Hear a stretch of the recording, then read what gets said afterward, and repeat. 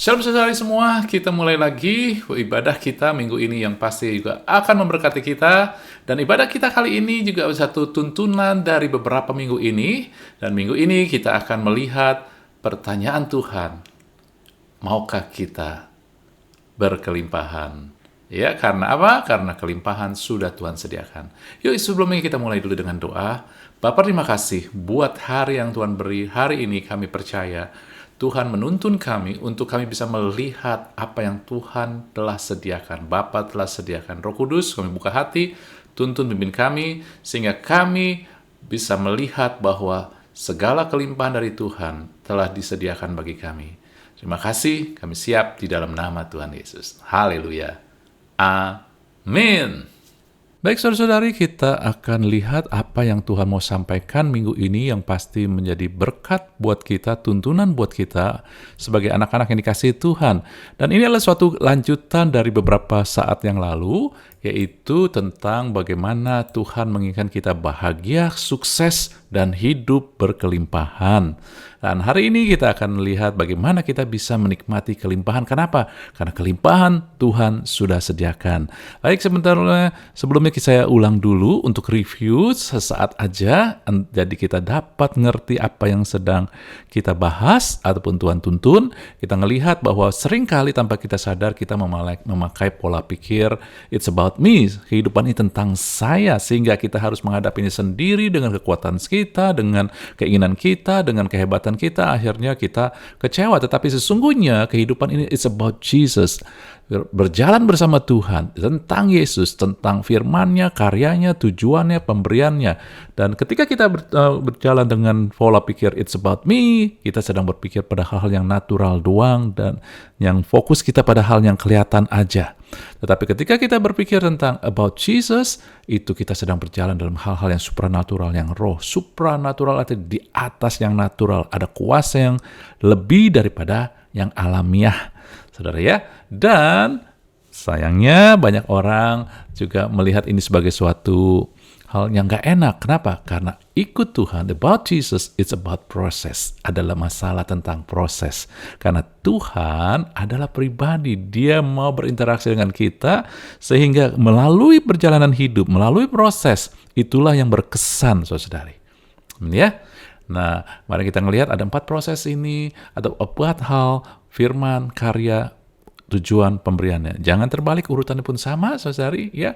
Dan kita sudah melihat ketiga hal, bahwa kita sudah melihat firman itu adalah otoritas tertinggi, kuasa tertinggi, sebab pada mulanya adalah firman, artinya selalu dimulai dengan firman, dan firman itu bersama-sama Allah, artinya firman itu harmonis, sinkron dengan Allah, kehendak Allah, dan firman itu Allah.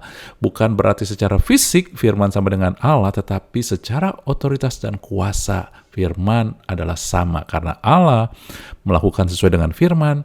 Saudari, ya, oke. Dan juga yang kedua adalah sesudah itu karyanya. Karya Yesus telah ditulis di firman, dan karena karya inilah kita memiliki identitas baru, yaitu anak-anak Allah. Sekarang DNA kita adalah anak-anak Allah, dan ini adalah pemberian yang terbesar. Nggak bisa diberikan yang lain, hanya Yesus, dan harganya begitu mahal. Tetapi kadang kita mau, it's about me, apa yang saya inginkan, saya mau pakai cara saya, kadang kita nggak menghargai, saudari. Dan hal inilah yang membuat kita mendapatkan hidup baru. Barang siapa dalam Kristus, dia adalah ciptaan baru. Yang lama telah berlalu, yang baru sudah datang. Artinya, yang lama, pola hidup kita yang lama, identitas kita yang lama, bikin kita nggak efektif. Tetapi yang baru sudah datang. Yang barulah sekarang yang mulai efektif. Tetapi karena kita pernah hidup dan asing ada sampai sekarang juga yang lama, identitas ataupun keinginan yang lama, maka yang baru itu harus dilatih, saudari. Menghargai identitas kita sebagai anak Allah itu harus latih. Lewat masalah, lewat proses, lewat tuntunan, inilah yang terjadi. Kemudian minggu lalu kita ngelihat tujuannya. Tuhan melakukan sesuatu menebus Anda punya tujuan. Anda diberikan tujuan yang baru, yaitu segambar dengan Allah. Dari semula Tuhan menciptakan manusia untuk segambar dengan Dia. Dan ketika Yesus mati di kayu salib dengan lambung atau bukan lambung, sisi sampingnya ditusuk, keluar air dan darah, itu berbicara tentang melahirkan, dan gereja Tuhan lahir. Jadi kita segambar dengan Kristus, dan Kristus adalah gambaran penuh dari Allah. Kita arti gambar dengan Allah juga. Dalam hal apa? Kita sudah melihat dari kitab Kejadian. Dalam hal Anda dan saya menjadi terang, Anda dan saya adalah terus bertumbuh menjadi segambar serupa, bertambah kuat, bertambah juga kita bertambah punya keyakinan yang kokoh, nggak digoyahkan, dan hidup. Baik itu bicara di dalam firman Tuhan adalah otoritas dan kuasa. Baik untuk membawa kehidupan dan juga memelihara. Amin. Sekarang kita masuk kepada yang bagian ataupun tuntunan terakhir, pemberiannya. Saudara, Anda harus perhatikan bahwa ini tidak terbalik. Saudara, pemberian Tuhan menopang tujuannya. Tujuan Tuhan kita dapat dari karya Yesus. Karena Yesus telah menebus kita jadi milik Dia, maka Dia beri tujuan baru. Karya Yesus karena tertulis di firman. Sebaliknya juga, karena ada firman, maka karyanya ada. Karena di firman tertulis tentang pengorbanan Tuhan Yesus, maka itulah yang menjadi berarti fondasi. Dan karena itu juga, karena kita telah ditebus, maka kita diberikan tujuan. Dan karena kita diberikan tujuan, maka pemberiannya akan menyertai. Jadi kita akan sekarang melihat pada pemberiannya. Satu hal tentang pemberiannya adalah pemberian atau penyediaannya menopang tujuannya, yang tadi seperti kita lihat. Oke, bagaimana buktinya? Kita akan melihat beberapa contoh di sini. Anda ingat ketika orang Israel keluar dari Mesir, mereka, saudara, apa yang Tuhan suruh melalui Musa di dalam Keluaran 12 ayat 35-36, saat mereka keluar dari Mesir, orang Israel melakukan juga seperti kata Musa. Mereka meminta dari orang Mesir barang-barang emas dan perak serta kain-kain. Dan Tuhan membuat orang Mesir bermurah hati terhadap bangsa itu sehingga memenuhi permintaan Mika. Demikianlah mereka merampasi orang Mesir itu. Merampasi artinya begini, saudara, bukan merampasi secara kekerasan, tetapi Tuhan menggerakkan dan mereka ambil begitu banyak harta orang Mesir itu, saudara. Amin, saudara. Tuhan yang sediakan. Tuhan yang membuat orang Mesir berhati. Saudara, apakah dengan emas, perak, dan kain itu supaya orang Israel itu jadi kaya, malah jadi cinta uang? Enggak, saudara. Ini saat mereka keluar. Dan ketika mereka ada di padang gurun, Tuhan suruh mereka membangun bait suci atau kemah suci. Di Keluaran 35 ayat 22-23, saat mereka membangun kemah suci, maka datanglah mereka, laki-laki maupun perempuan, setiap orang yang terdorong hatinya. Tadi Tuhan mendorong orang Mesir supaya murah hati kepada mereka, supaya mereka diberikan. Dan sekarang Tuhan mendorong hati orang Israel dan memberi dengan murah hati juga kepada Tuhan, dengan membawa anting-anting hidung, anting-anting telinga, cincin, materai, dan kerongsang, segala macam barang emas. Dari mana mereka punya emas ini? Dari sini. Penyediaan yang Tuhan sudah sediakan. Demikian juga setiap orang yang persembahkan persembahan unjukan dari emas Tuhan juga bagi Tuhan. Juga setiap orang yang mempunyai kain ungu, kain muda, kain kemisi, kain lenan halus, bulu kambing, kulit lomba jantan yang diwarnai merah, dan kulit lumba-lumba, datang membawanya. Saudara, lihat, mereka orang Mesir bermurah hati kepada orang Israel, bukan hanya memberikan emas perak, tapi kain-kain.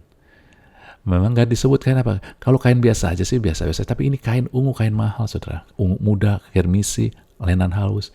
Jadi ini harta dan diberikan kepada mereka. Ya, kalau bulu kambing mungkin mereka punya binatang piaraan. Tetapi kalau kulit lumba-lumba gimana? Nah, saudara-saudari, ini juga ada beberapa ahli Alkitab mengatakan ini terjemahannya seharusnya bukan kulit lumba-lumba. Tapi oke, kita bukan berbahas itu, tapi Anda ngelihat. Karena Tuhan punya tujuan untuk orang Israel, bangsa Israel, membangun kemah suci, maka Tuhan menyediakan yang dibutuhkan. Tuhan menyediakan materinya, saudara-saudari. Emas, perak. Anda ingat ketika Salomo mau membangun bait Allah, Daud menyediakan setiap bahannya, saudara-saudari. Amin ya? Jadi Tuhan menyediakan materi itu. Nah, saudara-saudari, kemudian ya, Anda ngelihat, kemudian setelah itu, ya, setelah ada semua materinya, Keluaran 35 ayat 30 sampai 35 kemudian. Berkatalah Musa kepada orang Israel, lihat Tuhan telah menunjuk Bezalel bin Uri bin Hur dari suku Yehuda dan telah memenuhi dengan roh Allah, dengan keahlian, pengertian, dan pengetahuan dalam segala macam pekerjaan, supaya berbagai rancangan supaya dikerjakan dari emas, perak, tembaga, untuk mengasah batu permata supaya ditata, mengukir kayu, dan saudara, maaf Anda baca ya. Dan dalam hati Aholiab bin Ahisamak dari suku Dan kepandaian untuk mengajar, yang memenuhi mereka keahlian ya, untuk pekerjaan tukang, seorang ahli ya, tenun-tenunan yang berwarna-warni untuk kain nih, kalau ini emas, ini kain, lihat saudara ya. Tuhan bukan hanya menyediakan materi. Ketika kita berpikir tentang penyediaan Tuhan, pemberian Tuhan, kita sudah terbiasa dengan pola materi. Tetapi Anda harus melihat, Tuhan gak hanya menyediakan materi. Kadang kita hanya menghargai yang materi, tapi kita gak menghargai yang lain. Anda tahu, ketika itu Tuhan memberikan roh Allah, ataupun artinya ini urapan, keahlian. Ini bicara bakat, talenta, kepandaian, saudara. Pengertian tuh kepandaian, pengetahuan, ya saudara, itu bicara keahlian tuh bakat, pengertian tuh mungkin talenta, pengetahuan tuh kepandaian. Jadi Anda diberikan itu juga pemberian Tuhan. Banyak anak-anak Tuhan tidak menghargai bakat, talenta, dan juga kepandaiannya, kepengetahuan, saudara. Mereka nggak mau belajar. Mereka maunya Tuhan langsung sediakan. Enggak, saudara-saudari. Bahkan Anda ngelihat di sini Aholiab diberikan ya kepandaian untuk mengajar. Jadi saya mau katakan begini loh, saudara. Kepandaian untuk mengajar artinya untuk belajar. Anda tahu, pada zaman dulu, belajar itu bukan di sekolah, bukan duduk di kelas, tapi dari pengalaman. Saudara-saudari, kadang-kadang kita pun mengalami pengalaman-pengalaman yang gak enak, tapi dari situ asal kita belajar. Banyak orang ketika pengalaman gagal langsung marah, kecewa sama Tuhan. Saudara-saudari, jadikanlah pengalaman kegagalan sebagai sesuatu yang kita belajar, maka kita akan melihat itu juga bagian dari pemberian Tuhan. Benar? Saudara, Anda ngelihat juga di hal yang sama ketika Tuhan menyuruh Nuh untuk membangun bahtera. Nuh belum pernah membangun bahtera, tapi Tuhan suruh bangun dari kayu gofir. Dan memang ada diceritakan, tapi Tuhan berarti telah menyediakan materialnya. Dan saudara, jauh sebelumnya Tuhan juga sudah memberikan kepandaian ya kepada salah satu keturunan Kain untuk pandai dalam hal yang besi, alat-alat dari besi, saudara. Karena untuk itu butuhkan gergaji, potong dari besi segala, saudara. Ini kepandaian, ada bakat juga yang diberikan. Dan juga intelektual. Karena Tuhan menciptakan manusia dengan intelektual, kemampuan untuk belajar. Anda nggak perlu sama kepandaian dengan orang lain, tetapi intelektual berbicara tentang Anda mampu berpikir. Ya, kemudian belajar. Karena intelektual berkembang, bakat berkembang, talenta berkembang dengan mau belajar. Saudara, pemberian bukan hanya materi, tetapi juga intelektual kita dan kesempatan belajar. Bukan sekolah di tempat sekolah yang secara khusus, tapi kadang juga belajar dari sekolah kehidupan, saudari. Amin ya. Dan Anda ngelihat juga contoh yang lain adalah di dalam Rasul Yohanes. Anda tahu Tuhan punya tujuan kan pada Rasul Yohanes. Dia adalah yang menulis Injil Yohanes dan surat 1 Yohanes serta 2 Yohanes, 3 Yohanes. Anda tahu ini surat Injil Yohanes ditulis sekitar, para ahli bilang ya kesepakatan memang ada yang tahu tepatnya, tetapi mereka bilang kira-kira tahun 90. Dan surat 1 Yohanes ditulis tahun 8595. Kenapa? Karena Injil Yohanes itu ditulis sesudah Paulus meninggal ataupun Paulus selesai menulis surat-suratnya itu, saudari. Nah, Tuhan punya tujuan. Karena sesudah Paulus menulis surat-surat tentang kasih karunia yang dari pengorbanan Yesus di salib, banyak tuduhan bahwa orang Kristen dianggap bidat. Kemudian juga ada yang pengajaran-pengajaran yang mengatakan Yesus itu anak Allah benar, tetapi dia datang bukannya dengan tubuh, bukan manusia sepenuhnya, tapi hanya rohnya. Makanya untuk itulah Tuhan butuh orang yang pernah mengalami, yaitu Yohanes. Maka dalam 1 Yohanes ditulis, apa yang kami pernah dengar, lihat, pegang, sentuh. Saudara, jadi Anda nggak heran, itulah yang dikatakan Yohanes karena dialah saksi satu-satunya saat itu yang masih hidup, yang mendengar pengajaran Tuhan. Maka dia tulis. Tuhan membutuhkan dia untuk menulis. Sebab itulah Yohanes, walaupun saudara-saudari dibuang ke pulau pembuangan, walaupun dicoba dibunuh, bahkan dalam satu tulisan di sejarah orang Yahudi yang terpercaya, Yohanes pernah dimasukkan ke dalam minyak yang mendidih dengan tujuan untuk dibunuh, tapi tidak bisa. Kenapa? Karena Tuhan menyediakan mujizat, karena Tuhan punya tujuan buat dia, saudara-saudari. Amin. Makanya ini dia. Tuhan menyediakan tubuh. Karena buat nulis dia butuh tubuh. Jadi inilah materinya. Tuhan menyediakan untuk tubuhnya, butuh tubuhnya, maka Tuhan menyediakan umur panjang dengan bahkan mujizat sehingga dia dilindungi. Tapi rasul yang lain rata-rata mati dengan menjadi martir. Karena Tuhan punya tujuan, gak usah sama. Makanya untuk tujuan itulah Tuhan sediakan baik mujizat, baik umur panjang, ataupun yang lain, saudara. Bukan hanya sekedar umur panjang, saudara. Jadi jangan takut. Anda gak usah banding-bandingkan dengan orang lain, gak usah sama apa yang kita terima, tetapi kita butuh tahu tujuan Tuhan.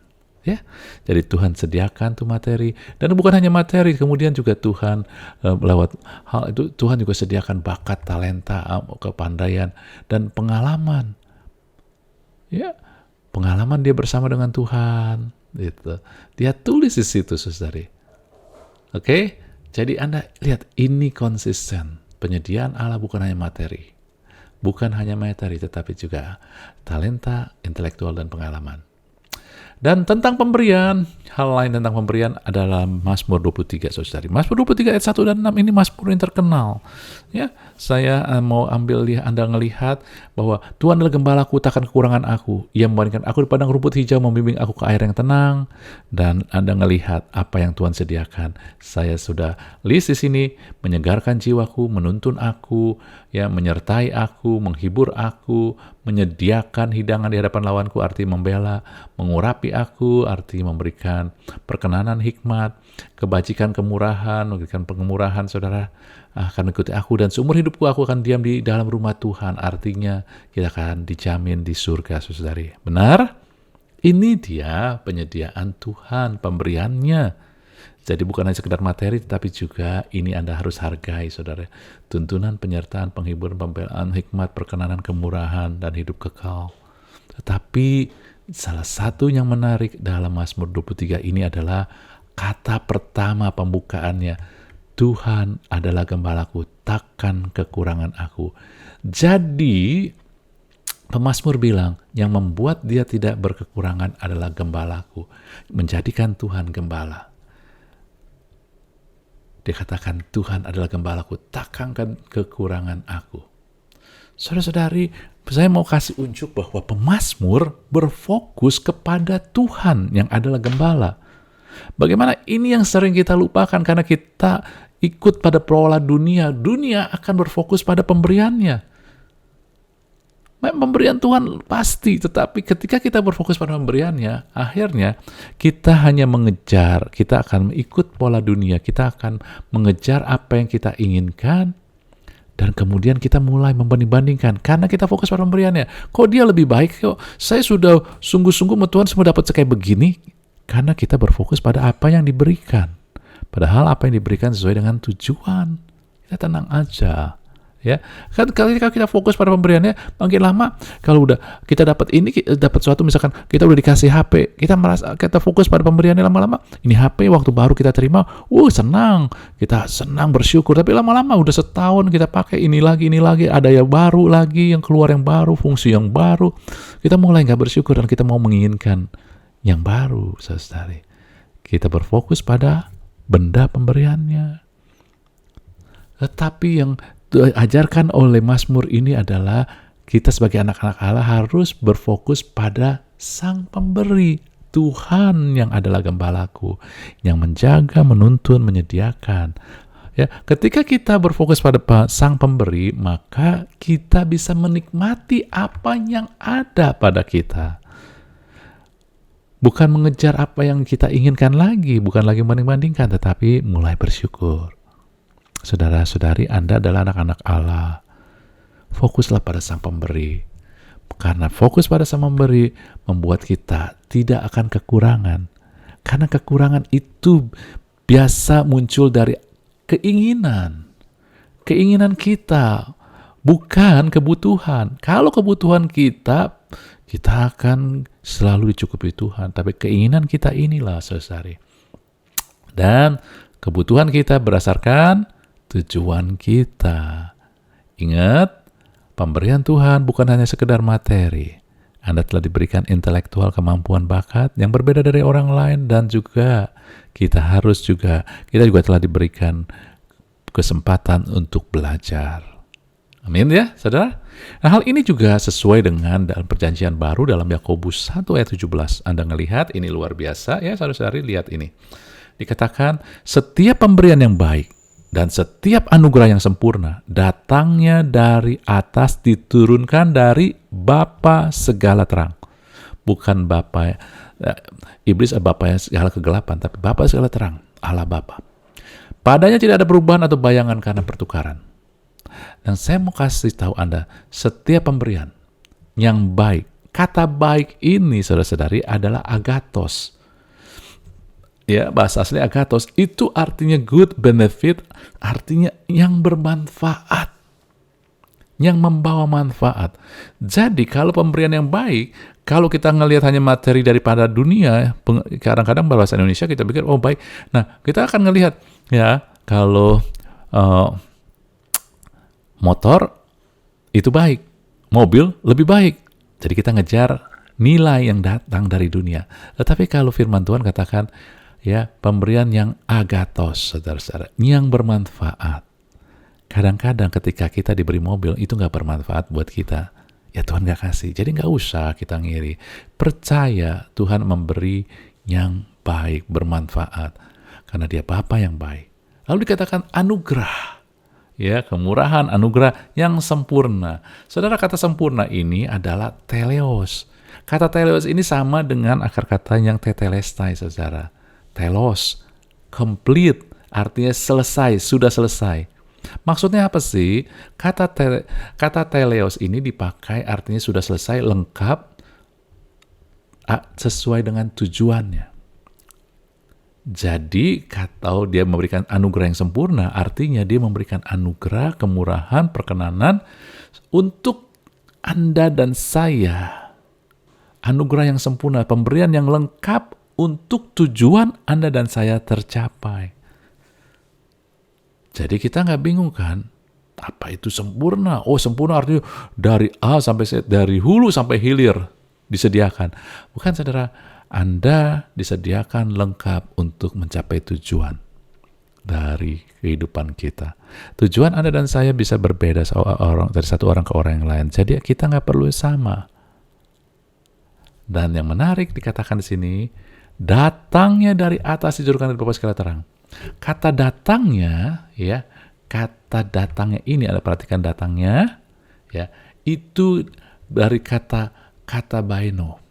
Dan baino itu arti to walk, berjalan, saudara-saudari. Jadi Anda dapat nggak pesannya di sini? Ketika kita berjalan bersama Tuhan, Ketika kita fokus pada Tuhan dan mau akhirnya melihat Tuhan itu indah, lalu kita mau berjalan sama Tuhan. Ketika hidup mengecewakan, tapi kita tetap mau berjalan sama Tuhan. Ketika kita diperlakukan tidak adil, tapi kita tetap mau berjalan sama Tuhan. Maka itu mendatangkan berkat, saudari. Anda akan mendapatkan pemberian yang baik, Anda akan melihat anugerah yang sempurna untuk melengkapi tujuan Anda dan saya tercapai. Amin. Jadi saudara, Anda ngelihat solusi terhadap semua masalah, saudara, ya, ini adalah tentang Yesus.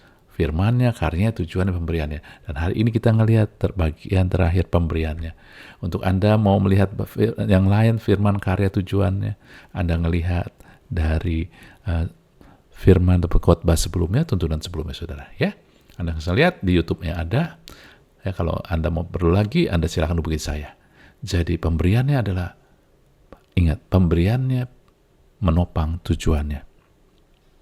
Ketika kita mau tahu bahwa panggilan umum, tujuan Tuhan secara umum buat kita adalah segambar serupa dengan Allah, maka Dia sediakan semua itu, saudara. Dan pemberiannya bukan hanya materi, tetapi juga intelektual dan kesempatan kita belajar. Belajar kadang dari pengalaman, ya, sekolah kehidupan ini. Kemudian sang pemberi lebih berharga daripada pemberiannya. Jangan berfokus pada pemberiannya, tetapi mulai berfokus pada sang pemberi. Sebab semakin kita berfokus pada sang pemberi, semakin indah kita mau berjalan bersamanya, dan itulah yang mendatangkan berkat. Amin, saudara-saudari. Renungkan terus dan lihat bahwa ini adalah tuntunan Tuhan buat kehidupan kita hari-hari ini. Karena hari-hari ini Tuhan katakan adalah hari-hari yang jahat. Orang akan menghina ataupun melecehkan firman Tuhan, fondasi dari segalanya. Dan nggak penting tentang statusnya sebagai anak Allah, sehingga banyak anak-anak Tuhan berkompromi dengan statusnya. Dan nggak mengerti tujuannya, sehingga mereka pakai tujuan yang datang dari dunia, sehingga nggak menghargai pemberiannya. Tetapi Anda dan saya adalah anak-anak Tuhan yang telah lahir baru, diberikan tujuan, dan kita tahu apa yang Dia sediakan buat kita. Amin. Yuk kita tutup dengan doa penutup dan berkat dari Tuhan. Bapa, terima kasih, kami bersyukur bahwa Engkau telah menuntun memimpin kehidupan kami, dan hari ini kami belajar melihat bahwa pemberian Tuhan sudah tersedia buat kami. Dan pemberian itu, Tuhan, sesuai dengan tujuan. Ajari kami untuk tahu bahwa Tuhan bertujuan untuk menjadikan kami segambar serupa dengan Allah, membawa terang, membawa kehidupan, Tuhan, dan melihara kehidupan, dan terus bertumbuh. Dan ajari kami juga bahwa melihat bahwa pemberian Tuhan bukan sekedar materi, tetapi juga intelek kami, kemampuan kami, juga kesempatan kami, dan juga belajar dari kehidupan, belajar dari sekolah kehidupan, sehingga perjalanan hidup kami tidak pernah ada satu hal yang sia-sia, tapi mengajari kami untuk menjadi lebih baik dan mengenal Tuhan. Sebab hidup ini adalah tentang berjalan bersama Engkau, dan semakin kami berjalan bersama Tuhan, kami semakin bisa menikmati berkat-berkat Tuhan, kami semakin bisa melihat kemurahan Tuhan yang memenuhi kehidupan kami. Berkati umat-Mu, Tuhan, sehingga perjalanan hidup kami adalah tentang berjalan bersama Tuhan dan menikmati Tuhan, dan hidup di dalam sukacita ilahi, dan juga kemenangan yang Tuhan sudah berikan, kelimpahan yang sudah penuh di dalam kehidupan kami. Terima kasih Bapa, berkati anak-anak-Mu semua di dalam nama Tuhan Yesus. Haleluya. Amin.